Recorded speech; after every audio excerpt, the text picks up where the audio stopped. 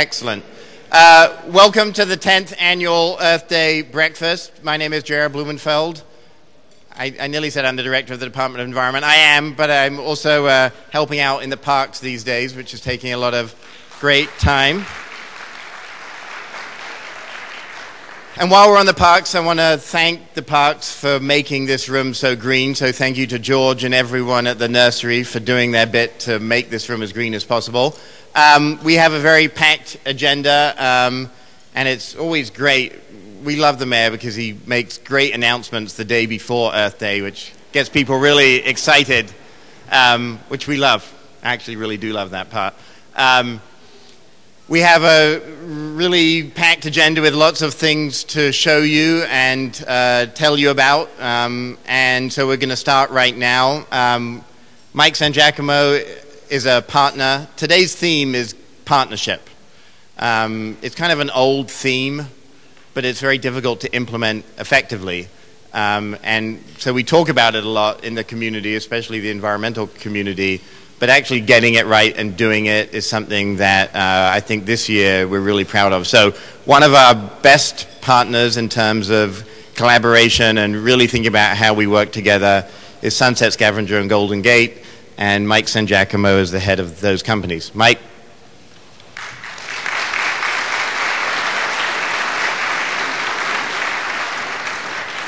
Well, thank you, Jared, and thank you all. Happy Earth Day. As you know, Sunset Scavenger and company originally called Scavengers Protective Association, which thankfully changed its name to Golden Gate Disposal and Recycling about 30 years ago, have been scavenging through the city's waste stream for just short of 90 years now. We formalized that with our curbside recycling program 20 years ago this month, the little blue buckets you may all remember. And now with the programs we're using with the blue bins for single stream recycling, the composting bins, we are today helping the city through our partnerships with Ed Lee and the City Administrator's Office, the Department of Public Works and Ed Riskin, and of course the Department of Environment, helping the city achieve the highest urban recycling rate in the country. The mayor announced yesterday the city has the most aggressive recycling program in the state. We believe that's true. We think it's true in the whole country. We're proud to be part of that, but we're not happy with just where we are. There's still over 1,800 tons a day of garbage going to the city's landfill. We want to begin today to start figuring out how we're all going to work together to reduce that to zero. We've been challenged by the city to accomplish that by the year 2020, and we think with some new facilities, a new program, a little more education, that it's absolutely achievable, and we're committed to help the city get there. Thank you all for all doing your part, and let's do the best we can to make the environment better for all of our children as we move forward. Thanks very much.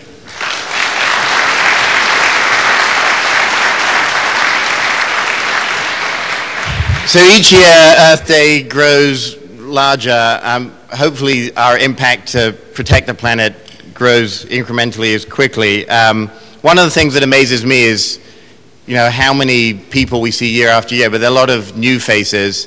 I want to thank you for coming and being part of this. I also want to thank especially Nelly's son. Nelly makes this happen. I've been completely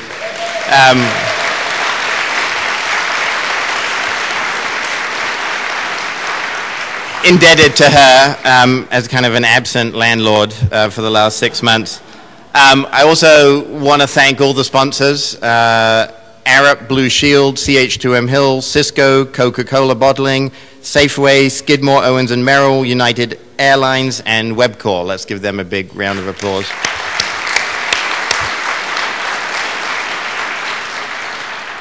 So it's thrilling when, the real goal in San Francisco is to come up with great programs, work with all of you to kind of listen to the best ideas from around the planet, implement them in San Francisco, and then bring them to scale. And the best way to bring them to scale is to take these from a local level and make them statewide. So really with great pride and honor that I invite up to the podium the next governor of the state of California. Thank you. Nice. Very good, Jared. Thank you, Jared. Thank you. Well, welcome everybody. I think this is technically, right, Jared, the 10th Earth Day breakfast. Was established by your predecessor, Francesca Vitor, who may or may not be here, but I want to thank Francesca. I remember very specifically going into P.J. Johnson's office, the press secretary for then Mayor Brown, and demanding that we have a breakfast to celebrate Earth Day and to commemorate and to celebrate all of the accomplishments of the administration at the time in terms of environmental stewardship that weren't getting a lot of attention, and in particular the great leadership and stewardship of the Department of Environment at the time. And we hosted that breakfast. I think it was down at the Ferry Building, the old Ferry Building, or some small room at the time. It was not much to write home about, and here we are in this glorious North Light Court at San Francisco City Hall, and this Earth Day breakfast has grown each and every year. So it's wonderful to see all of you here, and we thank you for allowing us to continue this tradition. It is important to note some of the accomplishments that have been advanced in the last decade, and I want to just thank in particular Jared Bloomfeld. He is about as good as it gets, an extraordinary leader on the environment. He's been incredible.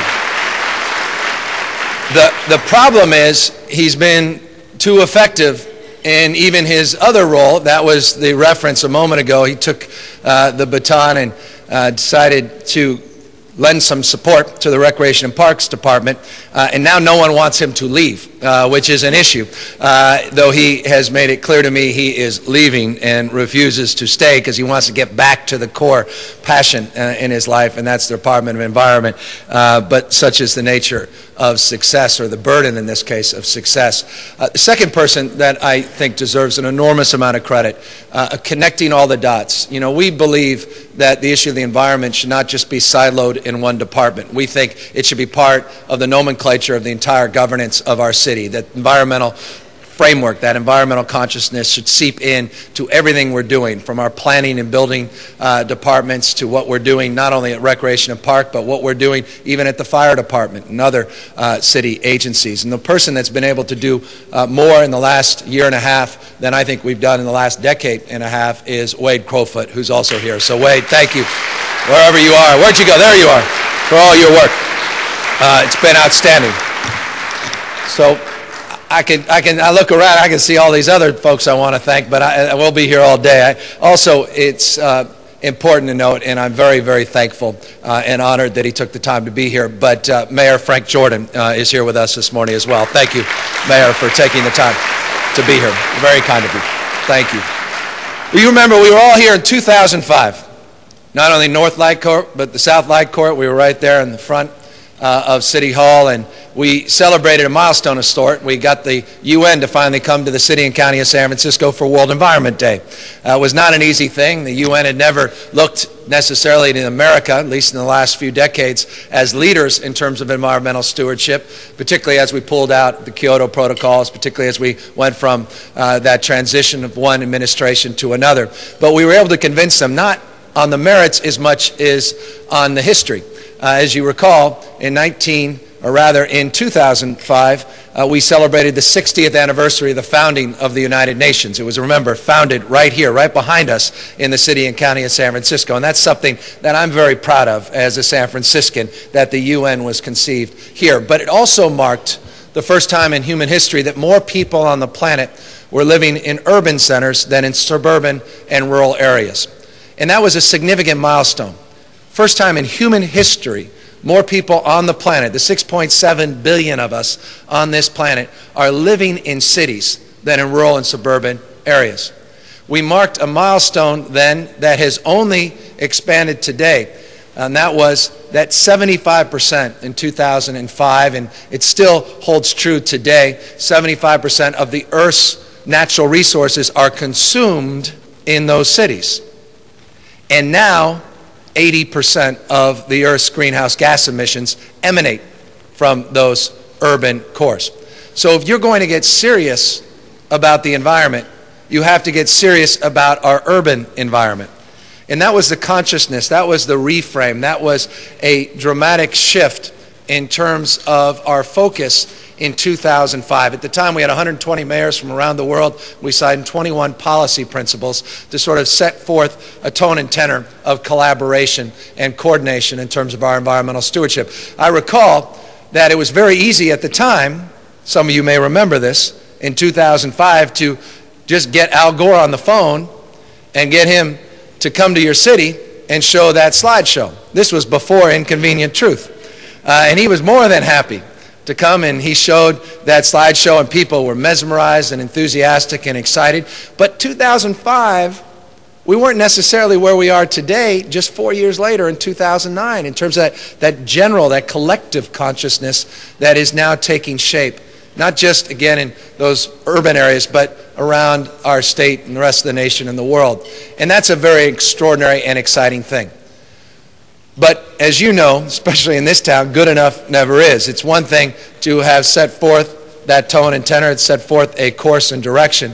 It's another to answer the question, well, what have you done for us lately?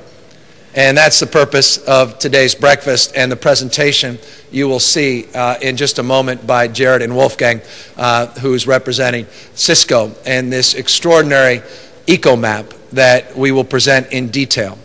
Before I get to the EcoMap, I want to just give you some highlights. To say in terms of environmental stewardship is not to do. People are serious about holding you to account.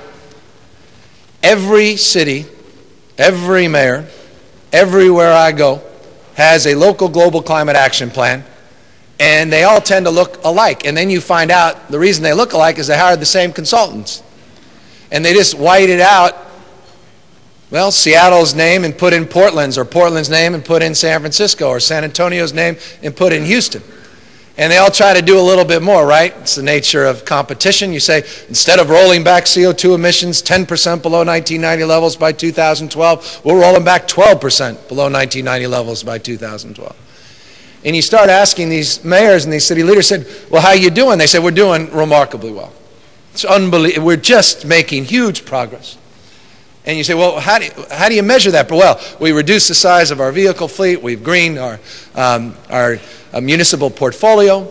We've got some good green building standards, so when we build a new building with taxpayers' dollars, it has to meet LEED certification. And that's L-E-E-D, Mayor, not just L-E-A-D. We want a LEED too, but it's LEED certification. And you say, well, that's very impressive. That's wonderful. That's real progress. But what about the private sector? What about everybody else? What about the 99% of your greenhouse gas emissions? That's about 1% of a city's portfolio is what a city itself produces and emits. But what about all those private businesses? What about all those visitors to your city? And we realized quickly that no one can answer that question, because there was really not a mechanism to which you can measure independently your greenhouse gas reductions. So we became the first city in the United States of America, and I'm very proud of this, to actually submit our greenhouse gas emissions to a third party, the California Climate Registry, to validate our overall greenhouse gas strategies. And we were there. I see a lot of you that were here in last year, right out on Crissy Field, right near the Golden Gate Bridge, where we announced, I think Carl Pope and others were there, NRDC friends at EDF. I think they were just becoming EDF again. Thank you for putting the F back into the Environmental Defense Fund. And we celebrated a milestone that marked the fact that we had a plan to roll back our CO2 emissions 20% below 1990 levels by 2012, and that we actually had achieved a remarkable milestone of getting to 6% below 1990 levels by 2008. Now, we're not all the way there, but that's, in essence, what the Kyoto protocols called for, yet we were able to accomplish that by 2008. Interestingly, our population in the city, we estimate, went up 100,000. We saw a business community that began to thrive again, coming after the post.com challenges. And we saw a historic number of visitors during that same period of time. It didn't impact our economy, and it wasn't that difficult. And you see behind me, I assume they're still scrolling, all of those components that led to this aggregate success. Most aggressive solar program in America, most aggressive green building program, not for municipal buildings, but private sector buildings in America, going up to LEED Gold certification in just a few years. Even remodels will have to meet LEED certification.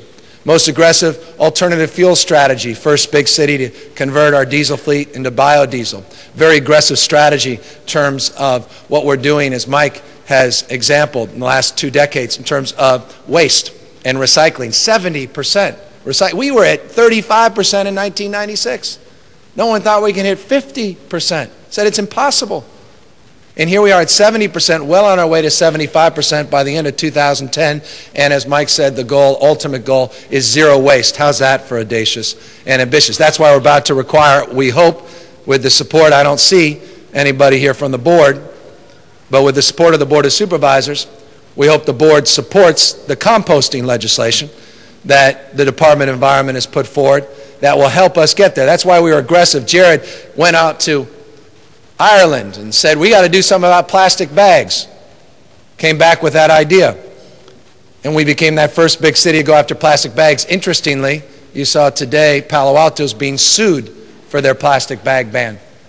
We were so aggressive, they didn't dare sue us in San Francisco because we were not going to sit back and be intimidated. Though they tried everything else, as you know, our friends, and some of you are here, and I still love you, and I thank you for contributing to this breakfast. And I still shop at your places, and you do a lot of great work. But the grocers had a very difficult time with that ban. But it was important, just like our styrofoam takeout container ban, which you saw there, just like the work we're trying to do on plastic water bottles, 1 billion a year. 1 billion end up in our waste stream. Dasani, Aquafina, it's tap water. You're smarter than that. How can you buy tap water from New York State when you have better tap water from your own state? You're buying a water bottle, yet you don't keep it for very long. You throw it away. Trying to raise consciousness and awareness. That's why you never see any water bottles in events like this. We used to be spending almost $750,000 a year of your money, not for homeless programs, not to try to clean our streets or get those potholes fixed or reduce the stress on public transit in terms of their deficit, but on water bottles, as opposed to turning on the tap and getting some hichechi. So these were the small things that added up to a big thing. Final point, and then I'll lead to their presentation. The total consumption on this earth is the sum of all local consumption, right? So you have to truly look locally if you're going to impact your global framework and global consumption. This EcoMap now aggregates a lot of these ideas and these principles, but it drills down to 3. Focus on transportation, where half our CO2 comes from, energy use, lights and the like, and again, waste, which Mike talked about. And it brings, very specifically, brings these issues into your home in ways that only Cisco can provide.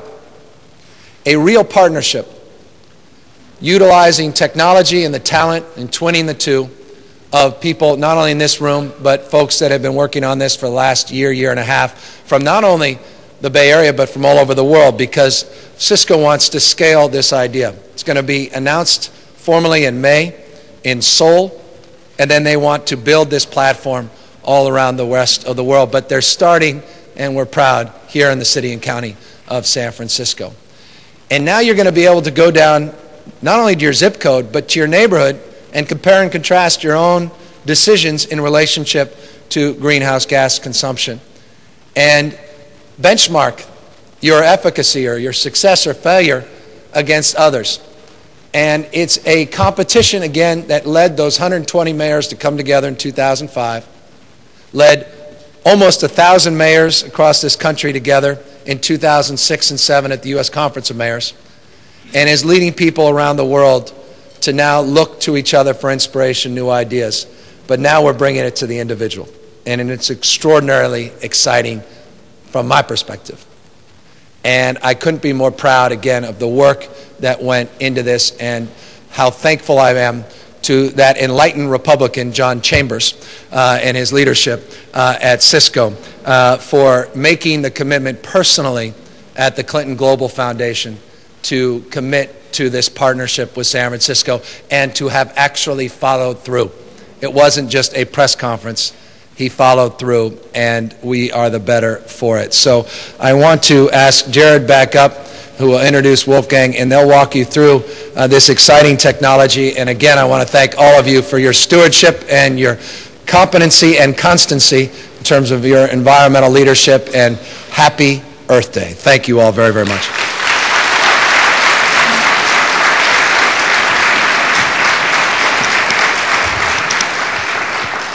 So as the mayor said, this has really been an amazing partnership. Cisco came forward, and the mayor was there in New York and said, we want to give $15 million to San Francisco, Seoul, and Amsterdam to make computers and internet part of the solution for climate change. And so the mayor is really pushing hard behind the solar map that's now been an incredible success. The Department of Energy has funded $5 million to get that modeled throughout the rest of the United States. And we said, wouldn't it be great to have a way of making this work at a deep level? So Wolfgang Wagner is our person here in the US that's making this happen. I want to also ask to the stage Nick Villa, who is the head of the Connected Urban Development, and he flew in from Amsterdam and will be buying carbon credits locally from San Francisco to make this happen. So thank you.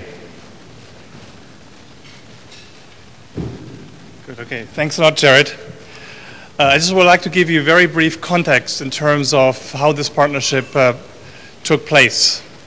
So it's the EcoMap we're going to show today is part of our Connected Urban Development Program.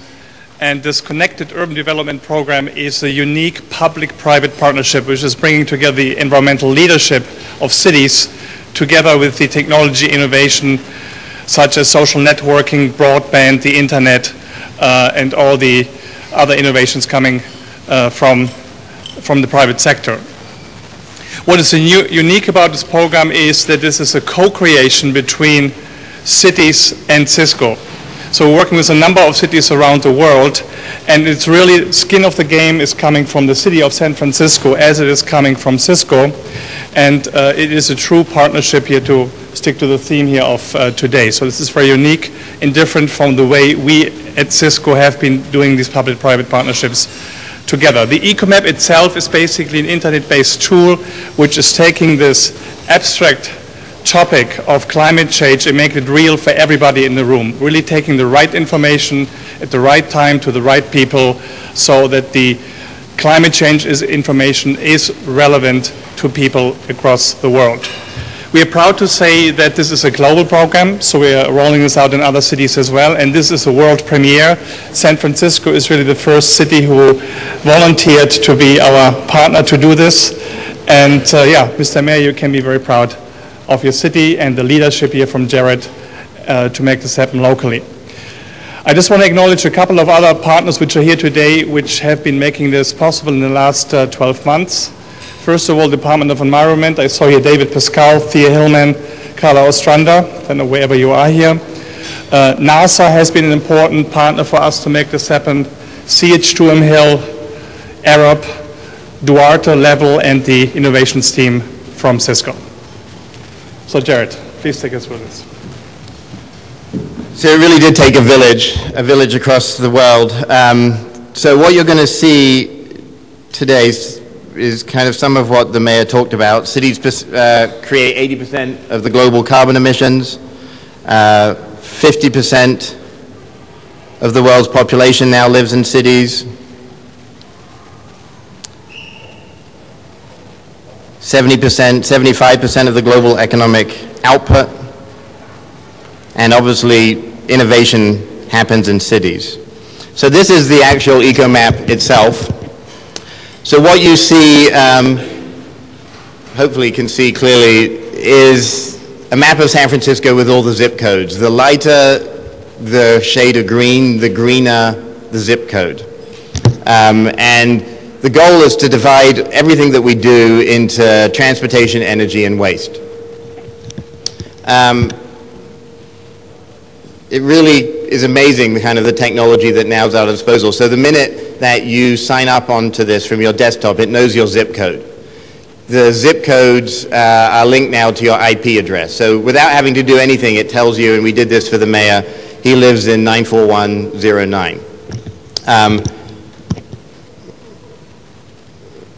So now to kind of get onto a more detailed level, this is the aggregate of transportation, energy, and waste. So it actually shows you what percentages of CO2 are coming from different sources and what the best zip codes in the city are. So this one, the best zip code here is 94108, which is Chinatown. 50% of their emissions come from transportation, 46% from energy, and 4% from waste. So one of the significant things that this shows us is traditionally waste is about 18% for cities. That's the traditional number that people think. Because we've got to 70% and have the highest recycling rates of any city in the nation, you can see the best city is down to 4% of the total problem is now waste. So you can start getting real sense of what each part of the city is doing, and the little red arrows show up and down. So you can see each month this data will be refreshed, and as the data is refreshed, you can see what people are doing. If you actually can take action, the numbers change. So the data comes from PG&E. We got all their residential data throughout the city. It comes from NorCal by garbage route. It comes from DMV and from the Metropolitan Transportation Commission. So these numbers are real. It's not some program where people enter it in and it kind of gets bubbled up. This is the data that we have to change. If this data doesn't change, we're not making progress. Then the next level is to go into a deeper level. Look at energy, for instance. So this kind of becomes fascinating. So the mix, we can get a mix between electricity and gas. So for the first number 1, you can kind of see is the complete inverse of number 10. So number 1, 94108 in Chinatown, as opposed to Nob Hill, which is number 10, electricity is 63%, gas is 37%. In number 10, electricity is 37%, and gas is 63%. And it shows you that actually gas is more problematic as a greenhouse gas contributor than electricity. Our electricity mix is getting cleaner, gas will always stay the same. And so from a policy perspective, we need to spend more time, and one of the things I'm going to spend the next year on is solar hot water. We spend a huge amount of time on solar photovoltaics, but very little on solar hot water, which deals with the gas end of the equation. This project really for the first time showed why that is the case. Then we have a green bar at the bottom that shows where you are based on the city average, which in this case is 110, as opposed to the city goal, which is 75. This is really important. Citizens ask us all the time, well, what is the city average? And we've never been able to tell them. And what is the goal? And now we can tell them. And we can show through collective action that you can bring these numbers down.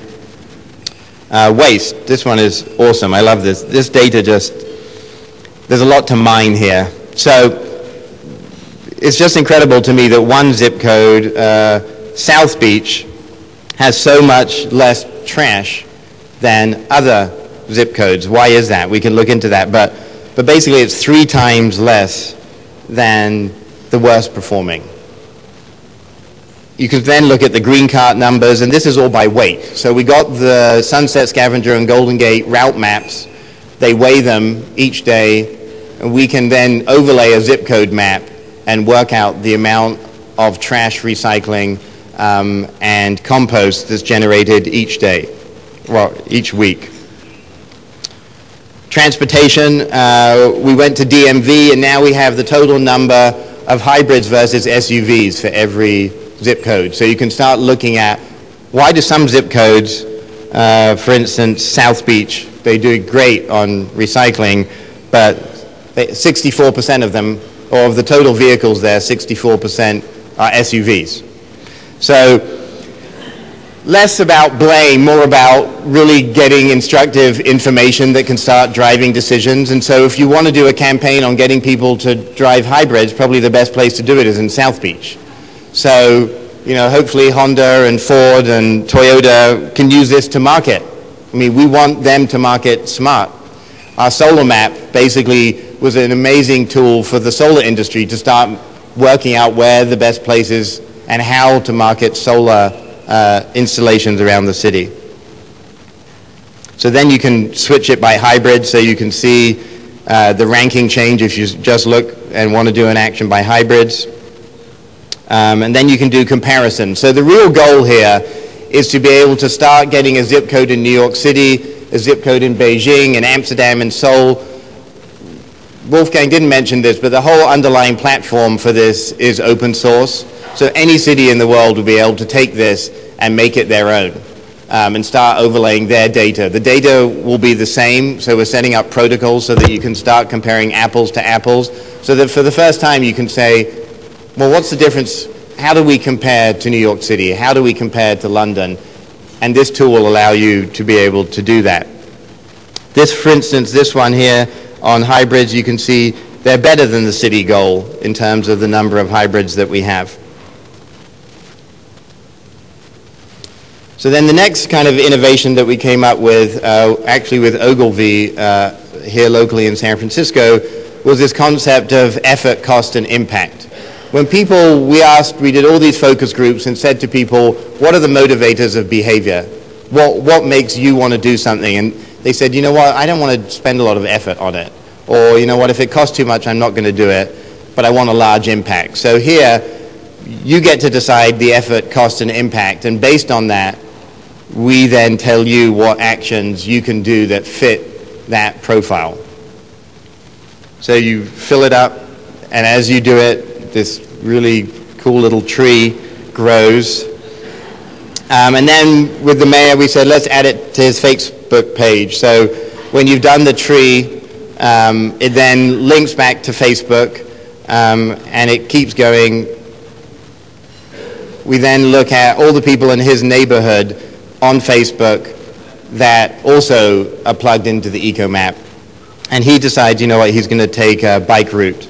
So this is, underneath this kind of fabric is a whole other level, which is how you take action. So in this case, he's going to decide that he wants to bike from home to the ball, or from work to the ball game. And it shows you the route. And it also shows you, you can find a bike buddy. It shows you the gradient of the route, and it shows you the length. So everything that you would need to be able to do that. Then if you look at other people, what they're doing, here's someone from our department, I guess, who lives next to the mayor, lucky them. Rick Carper's here, someone from Cole Hardware, and they have a little movie that shows why they're a green business and what they're doing. The next goal is to make it global. And so really none of this was possible without Cisco. They spent literally probably 30 people, hundreds of hours a week, it seems. Every time I get emails from them, it's 3 in the morning, to really make this a tool that allows us to get at the problem of climate change. At the moment, leaders are meeting in Copenhagen at the end of this year to come out with a global solution. But as you heard at the beginning and saw in this presentation, a global solution requires that cities be involved. If we're producing 80% of the world's CO2, you cannot solve the problem without cities. And you can't solve any problem unless you know what it is, and you don't know what it is unless you measure it.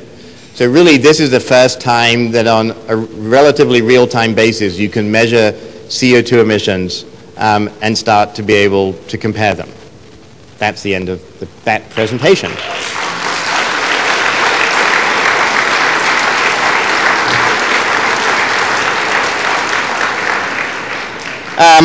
I wanted to end by just sharing a few words. The partnerships, to me, my mentor in partnerships has been Brian O'Neill. Brian is the superintendent of the Golden Gate National Recreation Area.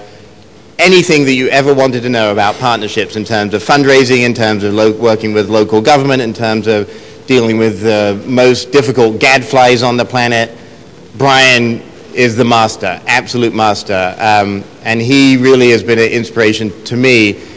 I don't know how many of you know this, but he recently had bypass surgery, and then that unfortunately turned into an infection, and yesterday he had a really bad stroke. So he's in hospital right now, and I just wanted all of us to kind of wish him well and have good wishes, because he really has been the foundation for me of many of the amazing things that have happened for the environment. And I really can't think of anyone that I would rather wish well than him. So really, if we can all send him our good wishes, that would be important. Second thing is the economy. I think last year we talked about, the theme was how the environmental movement has gone mainstream. Rather than talking about green buildings, we're now just talking about buildings. Rather than talking about energy efficiency in homes, it's now part of the law. Really, the economy is this year's theme. The thing that we most rely on, really, to help move society forward is something that has failed us. And amazingly, if you look at the data, and this probably shouldn't surprise you, but we have the lowest, this year, the lowest landfill disposal rate on record. So of all the record books that we have, going back to the 1970s, this is the year. So we're throwing away less. If you look at energy, we're using less energy today. If you look at transportation, it's the first time in the history of the United States that vehicle miles traveled has gone down. So something is a little strange, because this thing that we call success and progress has been pretty bad for the environment. And now we have an opportunity to really rethink how we do some of this. And I think this room, I mean, much of the thinking that you guys produce day in, day out is what's going to get us to that next level. But the most inspiring thing about what Mike Sangiacomo and his team are doing is recasting their economic model to make money from getting to zero waste. That's what we need to do. We need to make more money the less we travel in cars. We need to make more money as we do, the less we use electricity. So really thinking about how to recast some of these and decouple the ideas of progress from the ideas of our planet. Because ultimately, as Paul Hawken and others have written in Natural Capitalism, we are linked. The resources that the planet needs to survive are ultimately the resources that sustain us. So if we're defining success by destroying our planet, we will ultimately destroy our planet and have failed the environment. Next thing really is the parks. To me, they were always another department out there doing their thing, and I kind of went into it with the belief that I was going to help green the parks department. So put solar panels on all the swimming pools, do energy efficiency, change the fleet. But really, the parks ended up changing me. When you go, San Francisco has 242 parks. Everything from Golden Gate Park to Candlestick to McLaren Park to your neighborhood park. And really, it's a huge part of why the environmental movement started in San Francisco. The Sierra Club back in the day started to protect nature, and we did an amazing, amazing job. More than 20% of San Francisco is in the hands of Rec and Park. And yet, when we think about the environment, parks are somewhere else. Having the privilege, and I want to thank the mayor, but having the privilege of having an office in Golden Gate Park and being able to walk and see it every day really makes you feel that there is a hope for cities. Because if you didn't have that open space, that greenery, really our life would be a lot less fulfilling and fulfilled. So to me, it's been absolutely incredible. I would encourage all of you. I was out this weekend in Golden Gate Park. There must have been 10, 15,000 other people enjoying this very seasonal weather that we have of 93 degrees on the weekend. The climate skeptics must be right, because, this weather is very normal. So for me, our challenge in the year ahead is really, last year we were able to beat the crap out of the Bush administration, blame them for inaction. It was very, very easy and convenient to spend 8 years saying it's someone else's problem, and it was. Absolutely, don't get me wrong. Lots of bad things happened, but now the onus is on us. Our friends are in D.C. Van Jones is now the Green Czar. The L.A., Nancy Sutley from L.A. is now the head of the President Obama's Council on Environmental Quality. All the people that we know and work with are part of the administration. And sometimes it's harder when you have friends rather than enemies in places when you want to get stuff done. So I think part of our challenge is to really work together with the environmentalists sometimes aren't good at that. When I worked in DC during the Clinton administration, the joke was, what's the difference between an environmentalist and a cannibal? And the answer is that cannibals don't eat their own. So we have a track record of sometimes not working as well together as we could. This partnership with Cisco showed me what we can do with business.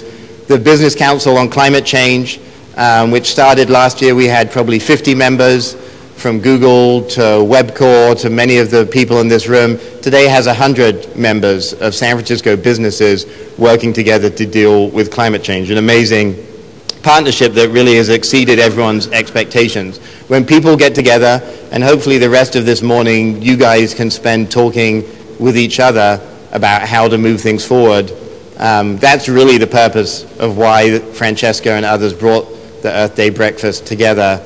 We will be well served. I want to point out a few members of the city family, because the partnership, really the Department of Environment, all it does is work with Wade and others to make things happen. But many of the people in the room today, Heather Fong, the police chief, Joanne Hayes-White, the fire chief, Ed Lee, the city administrator, Monique Moya, the port chief, Chris Veen, who deals with all the technology issues, Mohammed Nehru from DPW, and probably many others that I didn't see coming in, are the people that day in, day out now get that the environment is part of their job. That did not occur 5 years ago, maybe even not 2 years ago, but today the people in this room are really what helps make San Francisco as green as it is every day. I also want to thank all the environment commissioners, and we have a Rec and Park commissioner here. Those guys volunteer their time day in, day out to really push the city forward hard and fast towards becoming green. And then finally, I want to thank all of you for being such great friends and colleagues. Thank you.